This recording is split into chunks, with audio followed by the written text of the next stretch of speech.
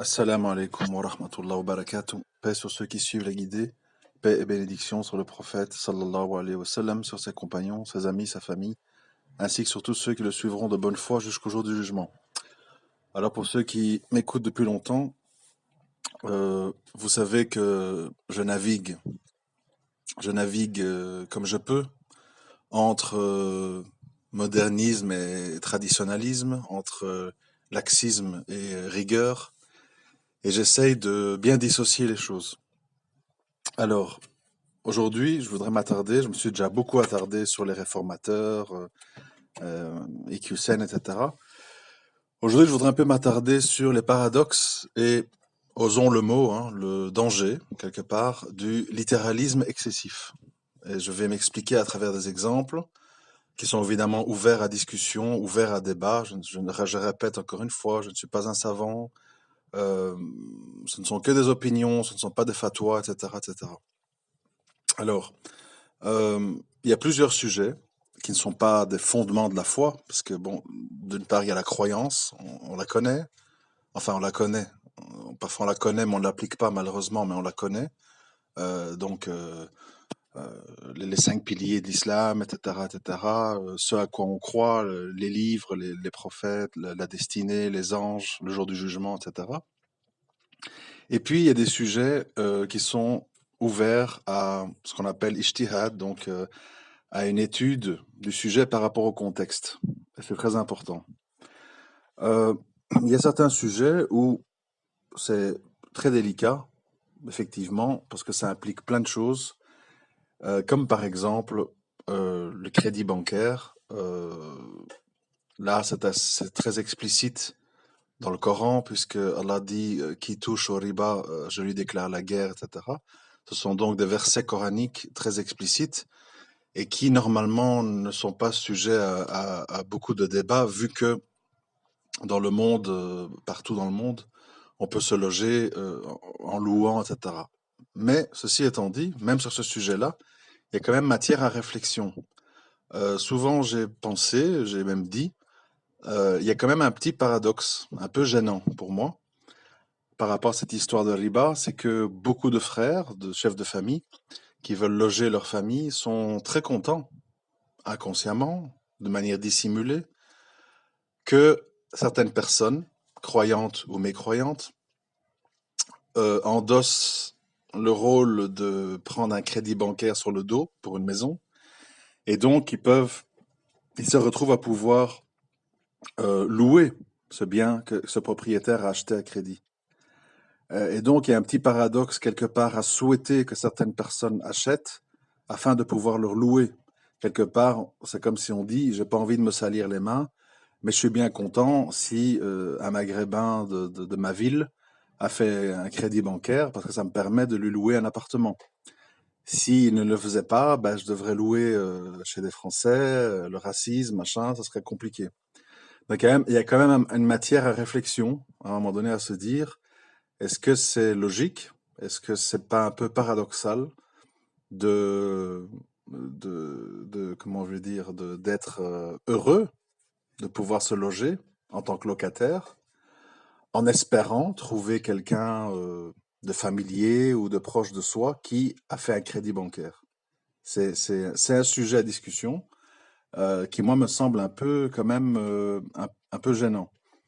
Moi, ma position, c'est que, bon, il y a la destinée et que, voilà, si on est destiné à trouver un bien à louer, on le trouvera, qui que soit la personne qui le loue. Mais évidemment, inconsciemment, arrive la question, oui, mais bon, si personne achète à crédit, qui va me louer? Donc c'est un peu délicat. C'est voilà, c'est ouvert à réflexion en tout cas. Ceci étant dit, moi je voudrais parler de choses plus secondaires, mais qui sont souvent mises en avant, et que donc les littéralistes se refusent à réfléchir par rapport à notre contexte. Alors, quelques sujets, mais il y en a des centaines, hein, on ne peut pas parler de centaines de sujets. Quelques sujets qui me viennent à l'esprit ou qui me préoccupent en ce moment, qui m'intéressent. Par exemple, aux relations sexuelles, j'en ai souvent parlé. Si on s'en tient au Coran, et même à la majorité des hadiths, l'islam est relativement clair. Un homme est tenu d'être marié religieusement à une femme pour pouvoir avoir des relations sexuelles avec elle, et leur sont permis toutes les activités sexuelles possibles et imaginables dans la limite de la bienséance, bien sûr, sauf la sodomie et les relations quand une femme a ses menstrues. Voilà.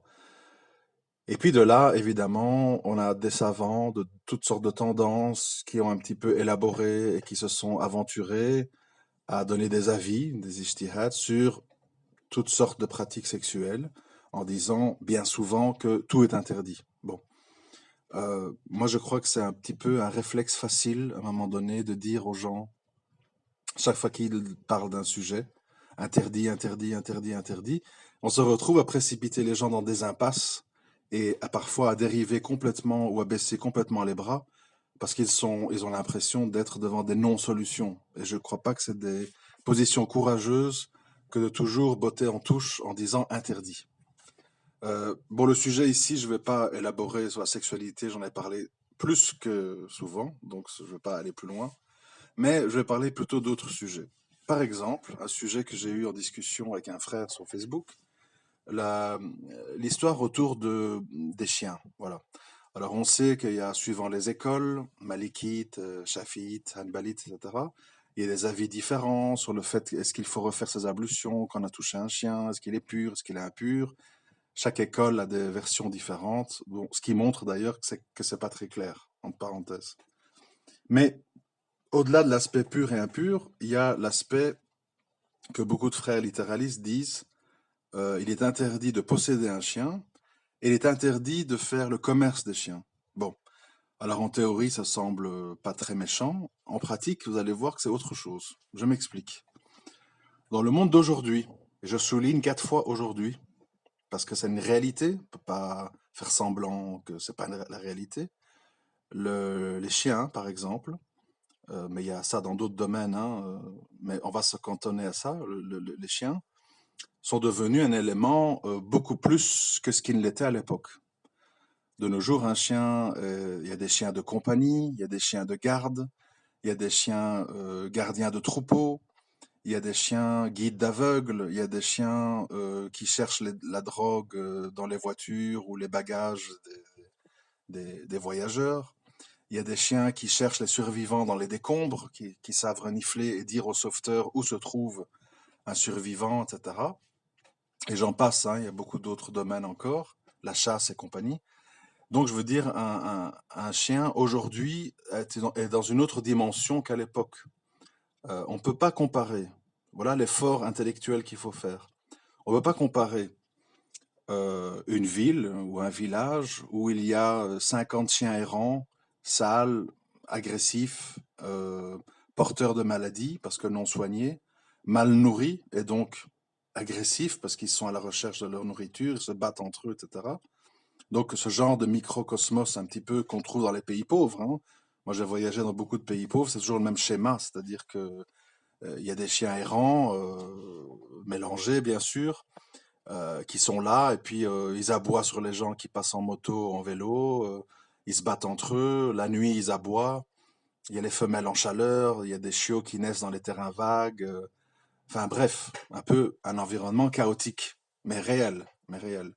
Et quand ils sont trop nombreux, trop méchants et que les gens se plaignent du bruit et le fait qu'ils ont peur, etc., la police, comme j'ai vu en Tunisie en 2013, je crois, la police fait une espèce de razzia où ils viennent avec leurs fusils et ils tuent les chiens qui se trouvent en surnombre dans le quartier. Bon, euh, si on s'arrête là, bien entendu que ça tombe sous le sens que bah, le chien, dans ce contexte précis, est un petit peu nuisible, agressif, porteur de maladies, c'est un facteur dérangeant.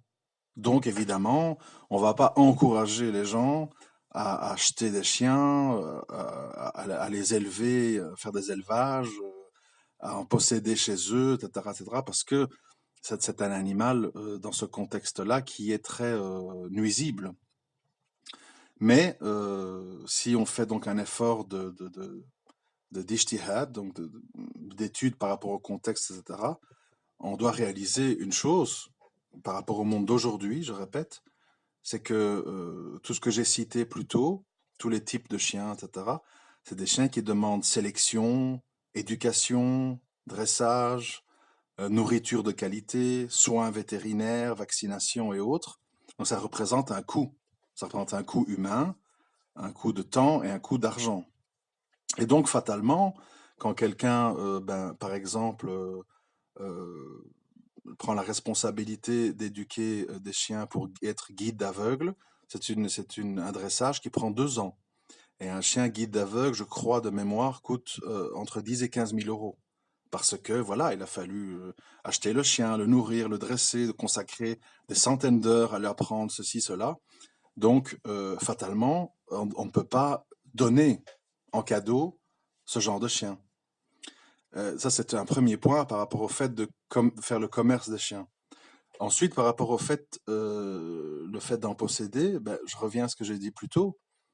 Si on est littéraliste et qu'on applique ça à la lettre dans le contexte d'aujourd'hui, ah ben, on va se retrouver à Londres, Paris, Marseille, Bruxelles, New York, San Francisco, avec des milliers de chiens errants, puisque les gens vont les jeter en dehors de chez eux, puisqu'ils ne peuvent pas les posséder, qui vont devenir sauvages, qui vont devenir agressifs, qui vont attraper des maladies. Et qu'est-ce qui va se passer? Ben, on va devoir faire, comme je vous ai dit en Tunisie, que j'ai vu, va falloir commencer à tuer des chiens, tous les stériliser, je sais pas. Bon. Donc, à un moment donné, il faut quand même réfléchir. Il faut réfléchir, parce qu'imaginez que demain, toute la planète devient musulmane et applique ça à la lettre, on se retrouve avec des hordes de chiens errants, etc., des massacres parce qu'il y en aura trop, des morsures, des maladies, etc., etc. Donc, à un moment donné, il faut, sur ce sujet-là, par exemple, hein, il faut à un moment donné faire la part des choses. C'est-à-dire dire, bon, si j'ai un chien dans mon entourage, il est évidemment quasiment ultra nécessaire d'avoir un grand balcon, d'avoir une cour, d'avoir un jardin, etc., pour éviter, bien sûr, d'être dans la convivence et la promiscuité dans un lieu d'habitation restreint. Donc, ça élimine déjà le problème d'avoir un chien à l'intérieur de chez soi, etc. Ensuite, il faut aussi, comme je l'ai expliqué, revoir l'aspect commercial parce que un chien errant, sale et agressif et mélangé ne peut pas être évidemment comparé à un chien sélectionné, entretenu, soigné par un éleveur qui s'est dédié à sélectionner des chiens suivant sa race, la destination de son usage, etc., etc. Et donc, comme c'est quand même pas un fondement de la foi, il y a que quelques hadiths qui parlent de ce sujet. Dans le Coran, on en parle par rapport au chien dans la sourate La Caverne, le chien qui est resté devant la grotte, etc. Sinon, on n'en parle pas.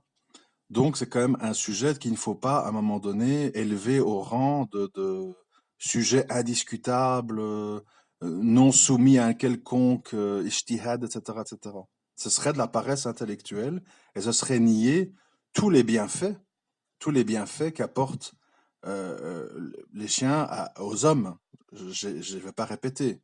Guide aveugle, recherche les gens blessés dans les décombres, qui tiennent parfois compagnie à des personnes âgées abandonnées par leurs enfants, qui n'ont que leur chien comme compagnie, enfin leur chien, chat et compagnie. On peut pas mettre tout ça à la poubelle, dire voilà, tout est mauvais, c'est pas bon, etc., etc. Il y a des limites, il y a des règles, comment je vais dire, il faut pas, bien sûr, dire que tout est bon, mais il faut faire un effort d'interprétation par rapport à notre contexte. Notre contexte qui est très particulier dans l'époque de la modernité et de l'individualisme et de la solitude et comment je vais dire, les vols. Par exemple, moi, souvent, je le dis quand on parle d'autres sujets aussi, par rapport à la vie d'avant et la vie d'aujourd'hui. Si on prend l'exemple des mariages, donc en islam, qu'est-ce qu'on dit? Un homme, il est tenu de vêtir, de nourrir et de loger son épouse, etc. Mais aujourd'hui, c'est un autre contexte. C'est-à-dire qu'aujourd'hui, les femmes divorcées ou célibataires, ben, elles ont accès à des allocations, elles ont accès à des logements sociaux, elles ont accès à des formations, elles ont accès au monde du travail. Donc je veux dire, une femme n'est pas, comme à l'époque, totalement dépendante d'un homme. C'est-à-dire que voilà, les choses sont ainsi faites. Et on peut pas nier qu'il y a des milliers de musulmanes à l'université, des milliers de musulmanes qui travaillent, des milliers de musulmanes qui sont indépendantes financièrement. Et donc ça signifie quoi?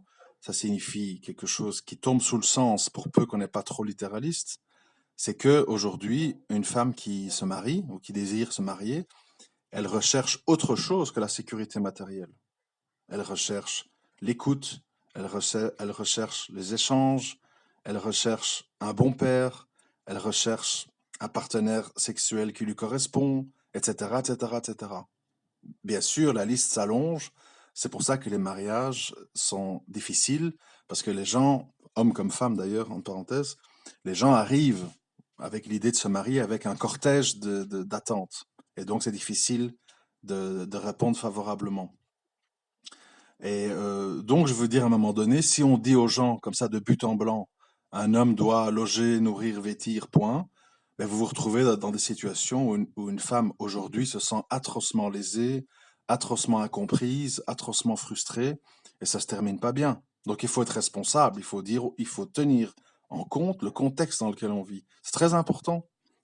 Et voilà pourquoi j'ai toujours dit, selon moi, le musulman du juste milieu, c'est quelqu'un qui est strict sur son dogme, strict sur sa croyance, strict dans le sens clair, limpide, euh, loin de toute ambiguïté ou de mélange avec du shirk, je ne sais pas quoi, mais qui est très ouvert et très à l'écoute de la compréhension du monde moderne. Parce que vous savez, sinon on peut aller très très très loin dans plein de domaines et vous allez voir que si on creuse, comme je vous l'ai dit avec les appartements qu'on loue à quelqu'un qu'on espère qu'il a fait crédit, ou si on dit ah les anges ne rentrent pas dans les maisons où il y a des images au mur, etc. Eh ben on peut commencer à dire ah mais la télévision quelque part c'est les âmes des gens qu'on voit, c'est des images hein, quelque part. Donc bon, jetons toutes les télés, jetons tous les ordinateurs puisqu'on regarde YouTube. Hein. YouTube, il y a des gens, il y a des gens qui prêchent, on voit leur visage, on voit une image qui les représente. Et donc, évidemment, si on pousse le bouchon très loin dans tous les domaines, sexualité, euh, euh, représentation d'images, chiens, etc., etc., etc., on se retrouve souvent dans des situations complètement invivables. Je rajouterai à ceci une autre chose. Tout le monde sait, puisque voilà, vous vivez la réalité comme moi, que la plupart, la majorité, hein, on va dire, la majorité des musulmans sont dans des situations économiques précaires. La majorité des musulmans sont dans des petits boulots payés au SMIC ou aux allocations. C'est la réalité, hein. Ça sert à rien de oui mais non, machin, je connais quelqu'un qui fait du commerce à Dubaï. Oui, oui, on parle de 0,5%. Donc on va pas en faire une généralité. Eh bien, à un moment donné, si on dit à ces gens que tout est interdit, il faut pas s'étonner qu'ils se couchent devant leur console de jeu et qu'ils prennent leur RSA et qu'ils restent là. Parce qu'à ce moment-là, vous savez, moi j'ai déjà entendu de tout, hein. Un frère qui avait ramené un container à l'époque, hein, qui avait ramené un container de lecteur MP3 depuis la Chine, etc. Au début que ça avait été inventé, il s'est directement fait incendier. Oui, mais t'as pas pensé, tous les jeunes vont écouter du rap là-dessus, etc. Euh, tu sais pas ce qu'ils vont mettre dedans, tu vas être responsable, bon, etc. Alors on peut tout dire, hein, tu sais, dans les frigos, on peut conserver ça, et vous pouvez multiplier les exemples à l'infini, que quand vous creusez, vous allez toujours trouver une raison qui fait que ça pose problème.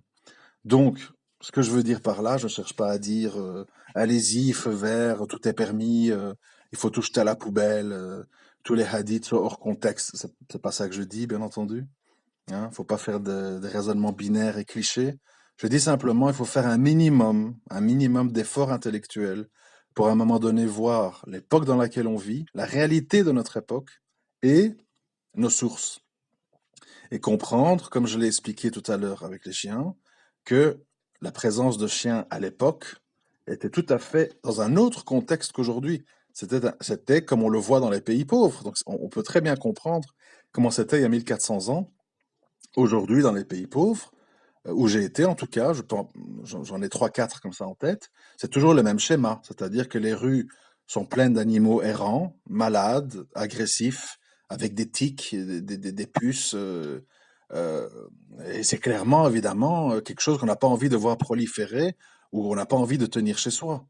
C'est logique. Mais il faut voir que ce n'est plus le cas aujourd'hui. Ici, moi, là où j'habite, je ne sais pas chez vous, hein, là où j'habite, s'il y a un chien errant, les gens appellent la fourrière qui vienne le chercher. Il n'y a pas de chien errant. Il n'y a pas de chien dans la rue qui court, qui aboie, qui mord les gens. Ça n'existe pas. Voilà, c'est la réalité. C'est pas la réalité au Brésil, en Tunisie, dans les Caraïbes, oui, mais ici, c'est la réalité. Donc, on est dans un autre contexte. Un contexte où un chien n'est plus un nuisible, n'est plus porteur de toute une série de maladies, hein, un peu comme si un être humain. Vous voyez les SDF qui sont à la rue, ben, euh, appelons un chat, c'est l'expression, on va dire. Ben, quelque part, un SDF est beaucoup plus en mauvais état que la plupart des chiens. Parce qu'ils dorment dans la rue, parce qu'ils boivent de l'alcool, parce qu'ils se lavent pas, parce ils tiennent pas, comment je veux dire, soin de leur dentition, ils se coupent pas les ongles, etc., etc. Je vous mets au défi, hein, si on veut des exemples un peu flashants comme ça, je vous mets au défi. Qu'est-ce que vous préférez? Serrer la main, prendre dans vos bras un SDF dans les rues ou caresser un chien qui est soigné par un vétérinaire, peigné, bien nourri, lavé, etc. Vous allez voir que vous allez dire, bon, ben, je préfère caresser le chien. Donc, vous voyez, c'est un problème de contexte. C'est un problème de contexte. Euh, Après, on a ce même problème avec une autre dimension. Sur l'histoire ça fait un peu le buzz la semaine passée, l'histoire du porc. Bon, moi, j'ai pas dit que c'est bien, j'ai pas dit que c'est pas bien ce qui s'est passé. J'essaye d'avoir un avis dépassionné.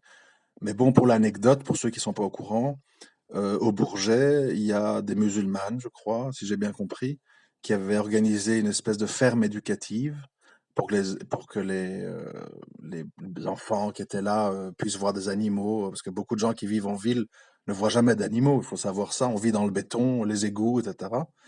D'ailleurs, il faudrait aussi penser à ça, hein. Est-ce que c'est très islamique d'avoir des toilettes à l'intérieur de la maison, avec tout ce que ça suppose? Odeur, bruit, etc. À l'époque, personne n'avait les toilettes dans la maison. Donc voilà, de nouveau, le contexte. Il faut faire l'effort. Je reviens au Bourget, donc ils avaient organisé une ferme éducative et donc ils ont ramené des animaux, je ne sais pas tout ce qu'il y avait, hein, je crois qu'il y avait des lapins, des poules, etc. Et ils ont ramené un cochon. Bon, alors évidemment, il y a eu toute une polémique, pourquoi on ramène un cochon dans une fête, dans un rassemblement où il n'y a que des musulmans, c'est de la provocation, etc., etc. Bon, qu'est-ce qu'ont répondu ces filles? Si j'ai bien compris, elles ont dit, ben, en islam, on mange pas le cochon, mais le cochon est une créature d'Allah, voilà, qui a le droit d'exister.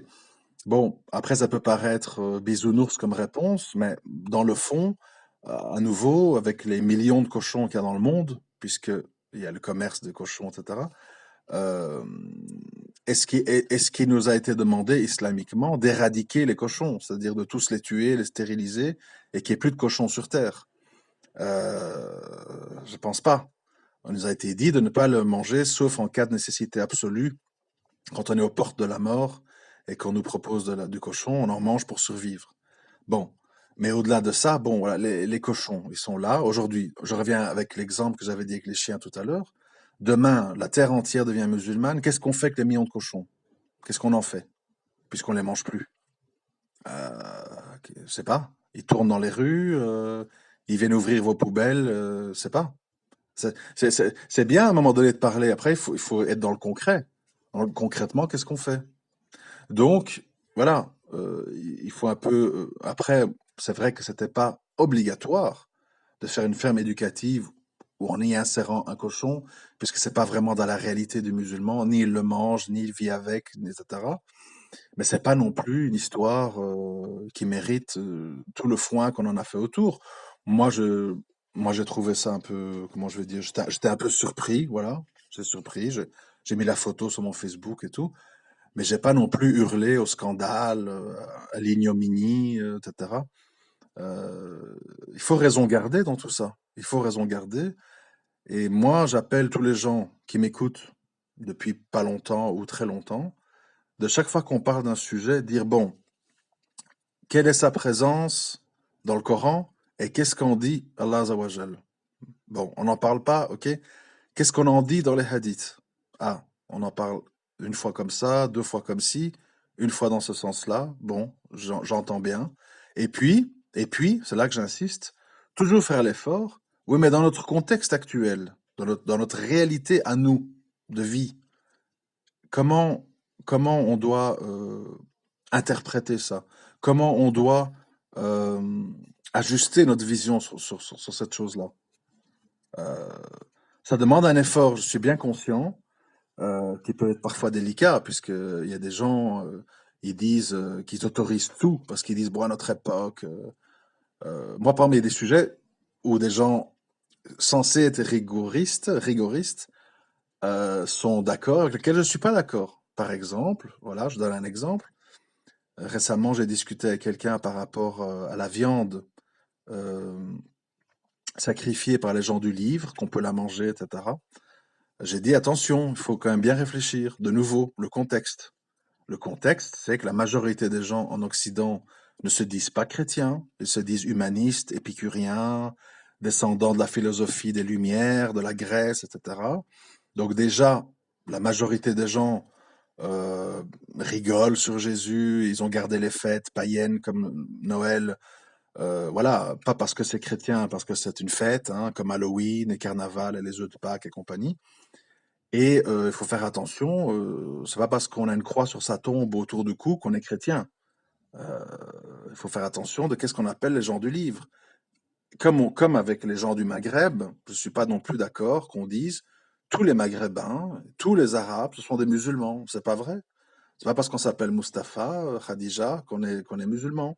On le voit, hein, il y a des musulmans, il y a des Maghrébins ou des Arabes qui sont chrétiens, coptes, athées, humanistes, démocrates, laïcs, communistes, nationalistes, berbères jusqu'à la mort, vive la Kabylie libre. Ils ont d'autres tripes, quoi. Ils sont dans d'autres choses. Il faut arrêter de dire parce que quelqu'un vient de tel endroit du monde, eh ben, il est chrétien, il est musulman, il est animiste, il est hindou. Non, non, en Inde, il y a des millions de musulmans. Il faut pas dire, ah, les Indiens, tous des hindous. Non, c'est pas vrai. Donc, à un moment donné, il faut pas accommoder les textes à notre facilité de dire, bon, ben, comme j'ai pas envie de courir dans une boucherie halal ou me préoccuper de ce que je mange, ah ben je dis qu'on peut manger la viande des gens du livre. Ouais, mais c'est qui les gens du livre? Il faut réfléchir à un moment donné. Ça veut dire quoi être quelqu'un du livre? Est-ce que la majorité des Belges, des Français disent la Bible est mon livre de chevet, je suis la Bible, Jésus-Christ est mon modèle, je vais à l'église le dimanche? Non, c'est pas vrai, non. Donc, voilà, je vous dis, je navigue entre laxisme et, je sais pas c'est quoi l'inverse, rigueur, pour pas dire extrémisme, parce que bon, ce serait un peu déplacé, suivant les sujets. Et moi, j'aimerais que les gens qui donnent un peu de valeur à ce que je raconte fassent le même travail. Je dis pas que c'est facile, parce que ça demande quand même de faire attention, parce que c'est pas comme ça à l'emporte-pièce. De prendre des décisions rapides dans un sens comme dans un autre, mais de toujours se dire, bon, c'était comment avant, c'est comment aujourd'hui, qu'est-ce que Allah ou son messager a voulu dire quand il a dit ça, et qu'est-ce que j'en tire comme conclusion. Et puis aussi, évidemment, s'il y a moyen, c'est pas toujours facile, parce que, voilà, je vais dire tout de suite pourquoi, aussi poser la question à des gens de science. Alors attention, c'est ça le problème. Aujourd'hui, c'est très à la mode de dire attention à cher Google, on va vous dire n'importe quoi. Il faut demander aux gens de science. Bon, moi je suis d'accord, hein, j'applaudis des trois mains, mais science veut dire quoi? Parce qu'il y a des gens, ils sont des docteurs en sciences islamiques, mais ils ne sont pas des spécialistes de l'ijtihad, du fiqh al-waqi', de la jurisprudence du contexte. Ils sont bons dans les mémorisations de hadith, dans le tajwid, dans la compréhension de certaines choses. Mais, et je ne le dis pas en me moquant ou en rabaissant, c'est pas le but, mais de par leur vie, de par leur milieu de vie, de par leur culture, ils ne sont pas, comment je veux dire, ils ne sont pas dans la réalité des autres. C'est normal.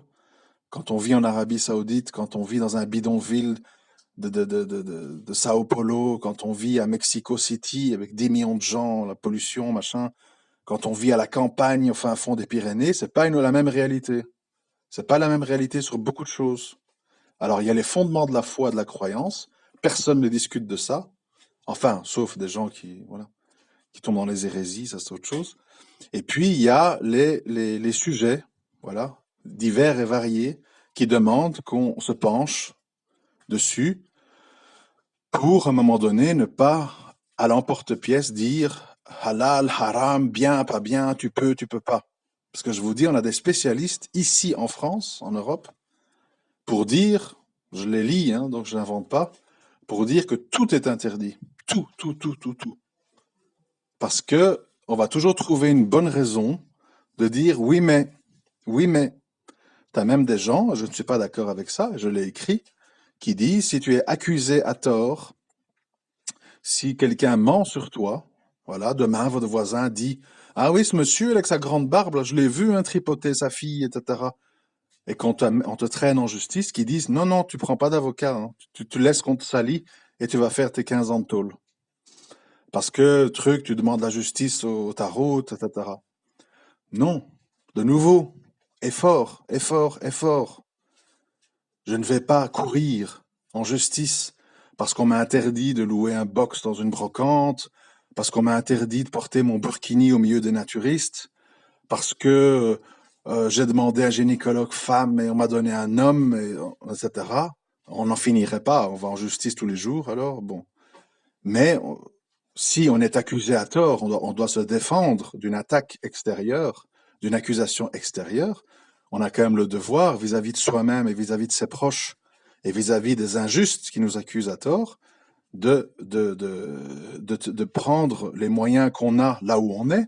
Parce que je vous rappelle aussi, gentiment et poliment, que nous sommes dans un monde de passeports et de visas.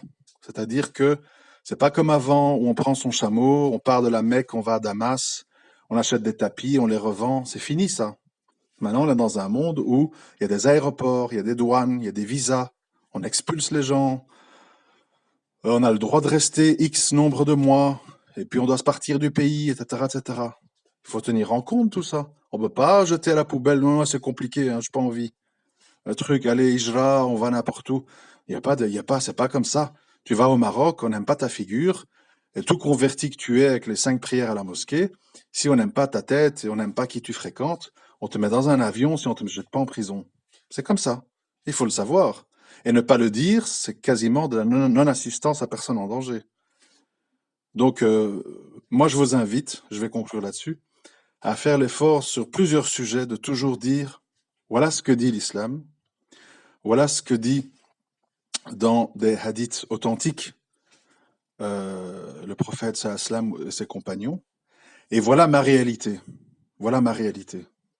Comment je navigue pour éviter de me tromper, d'agir par idéalisme avec naïveté, d'interdire ce qui n'est pas interdit, de permettre ce qui n'est pas permis, etc. Ça demande un petit peu d'implication, de réflexion. Il faut réfléchir par soi-même, il faut questionner plusieurs avis, plusieurs tendances, afin de ne pas tomber dans des réflexes automatiques qui, bien souvent, poussent les gens à la léthargie et à se dire « Oh là là, le monde moderne, c'est pas pour moi, je suis né à la mauvaise époque. Je reste chez moi, je m'enferme et je ne sors que pour aller à la mosquée, je rentre chez moi. » Ça peut être un choix de vie, mais on ne peut pas l'imposer à tout le monde. Je vous remercie de m'avoir écouté. À très bientôt, Inch'Allah. Assalamu alaikum wa rahmatullahi wa barakatuh.